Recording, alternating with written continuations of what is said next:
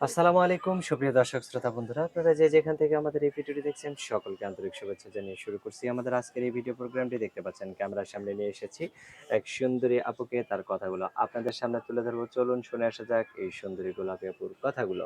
আসসালামু আলাইকুম আপু, ওয়ালাইকুম আসসালাম। কেমন আছেন আপনি? আলহামদুলিল্লাহ ভালো। আপনার নাম কি আপু? আমার নাম প্রিয়া।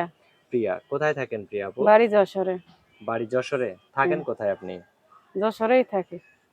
নিজের বাড়িতে থাকেন নাকি ভাড়া থাকেন? ভাড়া থাকি। ভাড়া থাকেন কেন? নিজের জায়গা জমি নাই? আছে, বন্ধক আছে। বন্ধক আছে? হুম। তো বন্ধক রাখছেন কেন নিজের জায়গা জমি? কি করব, আমি তো ইনকাম করতে পারি না। স্বামী থাকলে তো হইতো। কেন আমার তো বিয়ে হয় নাই আপনার? ডিভোর্স হয়ে গেছে। তা ডিভোর্স হইলো কেন? ডিভোর্স হইল, স্বামী নেশা করতো, মারধর করতো।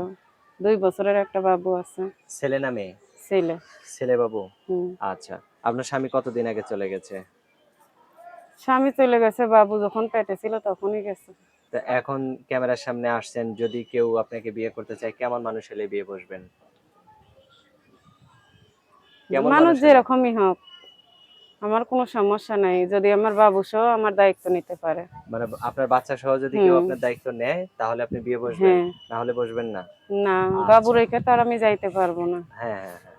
তো এখন আপনার বাচ্চাকে সহ আপনার যে দায়িত্ব নিবে সেই পরিবারেও যদি বউ বাচ্চা থাকে, আপনাকে যদি আলাদা ফ্যামিলি হিসেবে রাখতে চায়, আপনি যাবেন?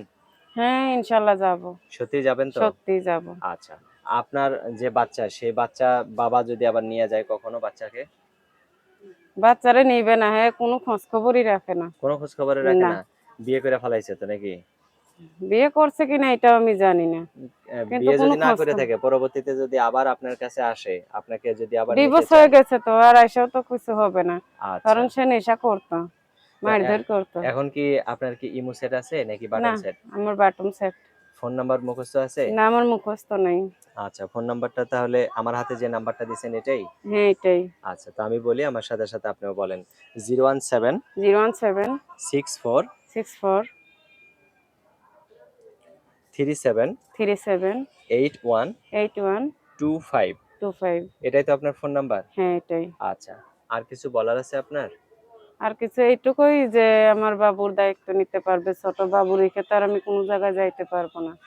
তার আচ্ছা, বউ বাচ্চা থাকলেও সমস্যা নাই, বয়স্ক হইলেও সমস্যা নাই। সে যদি আমার পাশে দাঁড়ায় তাইলে আমি বিয়ে শাদী বসবো তার কাছে। আচ্ছা। অসংখ্য ধন্যবাদ আপু। ভালো থাকবেন, হ্যাঁ? প্রিয় ঠিক দর্শক, আছে। আপনারা ভালো থাকবেন। আর এই সুন্দরী কমলা আপুটিকে যদি কেউ বিয়ে করতে চান, তার পাশে দাঁড়াতে চান, তাহলে অবশ্যই তাকে তার ভিডিওতে দেওয়া নাম্বারে তার সাথে আপনারা যোগাযোগ করবেন। ভালো থাকবেন সকলে। আজ এ পর্যন্তই। আল্লাহ হাফেজ।